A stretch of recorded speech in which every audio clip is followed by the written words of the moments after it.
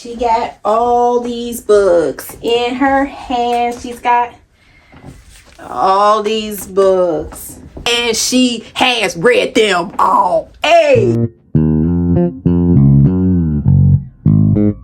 So today, I want to talk about the Book of the Month books that I love. Now, I have a Book of the Month subscription. No. I said goodbye to toxicity in 2023. So I don't have a Book of the Month subscription. But I wanted to tell you about the Book of the Month books that I do love, that I still own, that had a fantastic time reading. No particular order. I think most of these I gave 5 stars to, and or they're a favorite of all time. Spoiler alert, you might already know which one it is. Death on the Nile by Miss Agatha Christie. I love Agatha Christie. She is one of my favorite mystery authors. I just discovered her in 2021, so only a few years ago. I think at the time I wasn't mature in my reading to actually consume her book. And not that her books are complicated or anything like that, but my reading taste, I think, didn't grow into Agatha Christie until about that time. And I'm so glad it's here because I'm in my Agatha Christie era, okay? Death on the Nile, honey child, listen. I'm gonna read a little snippet of these books to y'all. I do try to tell you what you need to know. A luxury cruise along the Nile was shattered by the discovery of the Ridgeway. Somebody got shot, honey. She was young, she was beautiful, she had everything until she died. Hercule Poirot gonna find out who did it. Firekeeper's Daughter by Angeline Booley. I think I said her name right. Forgive me if I haven't, but actually follows 18-year-old Duna Spontaine, adult woman who is kind of in between stages in her life. It's set on a reservation, so there's a mystery and there's secrets going on, and there are a lot of kids who are dying from a suspicious medicine. So she sets out to find and to understand what's the root cause of why so many young people in her community are dying from this drug that's on the street. Witnesses are murdered, and then honey child, it goes from there, huh? They're cops, FBI agents, undercover stuff, all the things, but it's so beautifully well written, and I really appreciate it. History about Native Americans who still live on reservations and what that is like, and the socioeconomic conditions that they currently live under. It was very informational and insightful for me, so I love this. The Personal Librarian, okay, by Marie Benedict, Victoria Christopher Murray. I love this book. It's definitely hard-hitting. It focuses on Belle DeCosta Green was hired to curate J.P. Morgan's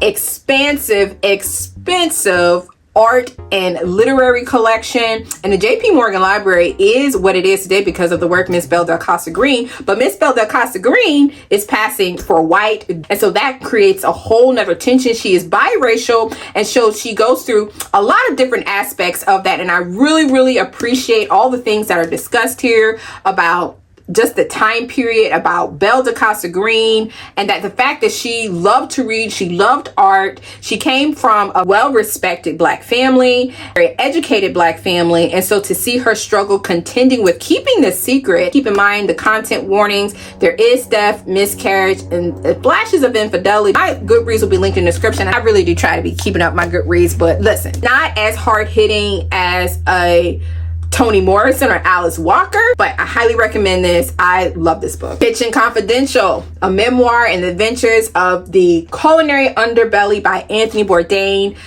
You guys, I really love Anthony Bourdain. Has since passed away, but I really enjoy No Reservations. I was on for so many years. Anytime he came to my area, I would go see him and hear him speak. He'd be saying all the things. He has very colorful, explicitive language, okay? So definitely keep that in mind. And he doesn't shy away from that in here. The knowledge and the information about the culinary culture underbelly and how you season meat good and when you should go to certain places to get certain fish and don't go here and eat this meat and don't eat that meat. But I loved his perspective. I loved his zest for life. It was so refreshing to read on page. I highly recommend the audiobook as well. This is one of my favorites of all time, but rock and roll meets the restaurant.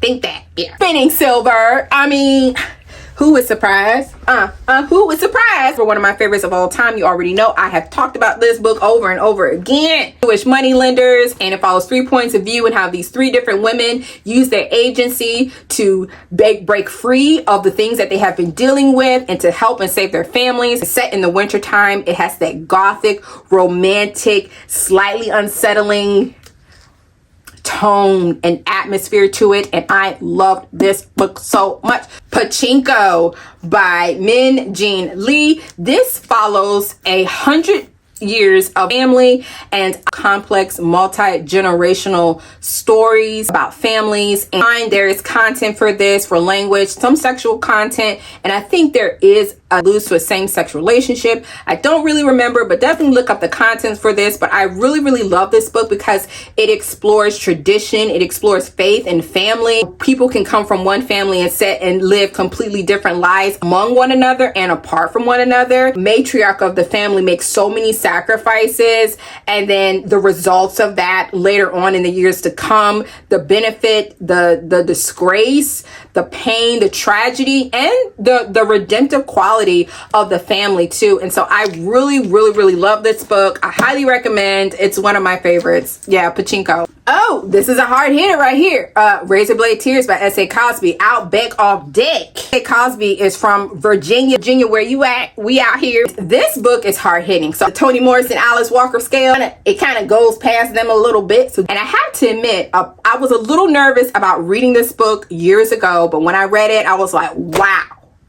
African-American author, a contemporary thriller on the hunt for those authentic books that I don't always have to agree with their belief system in the book or what they are portraying, but the authenticity on the page, the grit, the realness, the truth of what the author wants to convey to the audience from the African-American experience. That's what I lean into, and I really appreciate that, whether or not it represents a different belief system than I hold. Check out the review and the content warnings that I have for this book. But man, SA goes there. 2 convicts, one black, one white, and their sons were married, but their sons were brutally murdered. And so the 2 fathers set off trying to find out who took their sons out. A revenge kind of thing, but it's a thriller. Okay. So how he combines all of those aspects, it blew my mind. It blew my mind. Get to the resistance. Huh? All the Blake Crouch books. Yep, Blake Crouch is my guy. Blake Crouch is one of my favorite science fiction authors. He definitely deals more into modern science fiction, technology. That's kind of his scope and his framework for a lot of his stories. Blake Crouch doesn't have the humor aspects as much as Andy Weir does, but as far as like scientific mystery and thriller, Blake Crouch got the cake. One deals with memories and recursive memories. And this disease that comes when people are actually driven mad because they're plagued by memories of lives they did not live. This detective's out on a quest to figure out why that is, why people got these intrusive memories. So, woo, this was fantastic. Which deals with the human genetic code and genome. How true is this book? Main character Logan gets his genome hacked, and so he has to go back into his family lineage and legacy to try to figure out why his genome is getting hacked, and all the thriller aspects of that is fantastic. Last but not least, Dark Matter. I mean, I think this is actually time for a reread.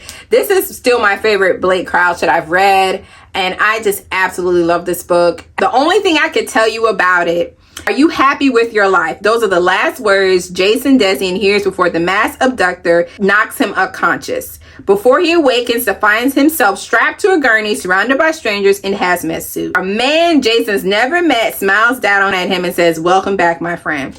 So it's a thriller. I think it's going one direction. About 60-70% it goes poof. One of the best science fiction books I've read, and it's time for a reread. Dark Matter, y'all.